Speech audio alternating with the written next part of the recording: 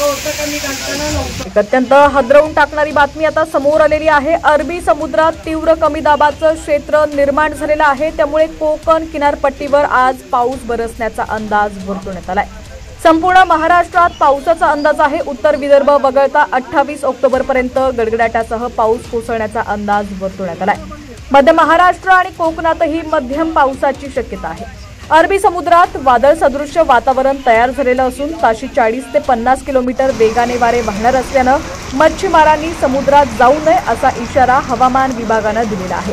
या इशाऱ्यानंतर शेकडो नौका आश्रयासाठी सुरक्षित असलेल्या देवगड बंदरात दाखल झालेल्या आहेत। यामध्ये स्थानिक नौकांबरोबरच गुजरात, रत्नागिरी, मालवण, वेंगुर्ला येथील नौकांचा समावेश आहे। 2 दिवस वादळ सदृश्य वातावरण असल्यानं खोल समुद्रातील मासेमारीला ब्रेक लागलेला आहे। महाराष्ट्रावर अवकाळी पावसाचं संकट पाहायला मिळतंय। 5 दिवस तुफान पावसाचा अलर्ट जारी करण्यात आलेला आहे।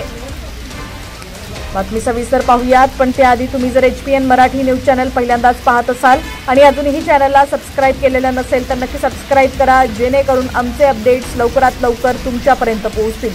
तसंच हीच बातमी जर तुम्ही आता फेसबुक किंवा इंस्टाग्रामवरती पाहत असाल तर आपल्या हक्काच्या HPN मराठी न्यूज चॅनलला फॉलो करायला विसरू नका। राज्यात उन्हाचा ताप कायम असताना पावसाची रिमझिम सुरूच आहे। पुढील काही दिवस असाच पाऊस कायम राहील असा अंदाज हवामान विभागानं वर्तवलाय। अशातच देशावर येत्या काही दिवसांमध्ये चक्रीवादळाचं नवं सावट येणार आहे। अरबी समुद्रात चक्रीवादळाच्या तीव्र हालचाली सक्रिय झाल्यानं हवामान विभागानं सतर्कतेचा इशारा जारी केलाय।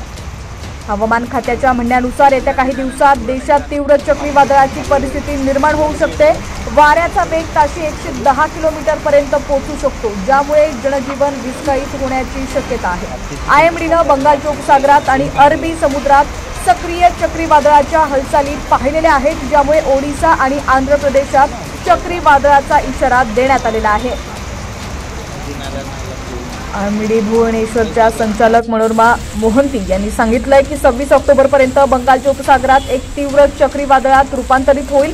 हे आणखी तीव्र होईल आणि 28 ऑक्टोबरच्या संध्याकाळी किंवा रात्री मच्छलीपट्टणम आणि कलिंगपट्टणम दरम्यान आंध्र प्रदेश किनाऱ्यावर ते धडकणार आहे।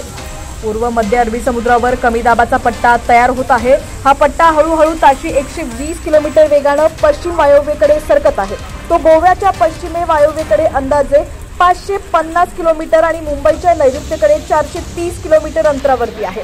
हवामान खात्याच्या अंदाजानुसार पुढील 24 तासात कमी दाबाचा पट्टा आणखी तीव्र होईल, परंतु सध्या भारतीय किनारपट्टीवर त्याचा कोणताही मोठा परिणाम होणार नाही। तथापि उंच लाटा येण्याची शक्यता असल्यानं मच्छीमारांना समुद्रात जाऊ नये असा सक्त सल्ला देण्यात आलेला आहे।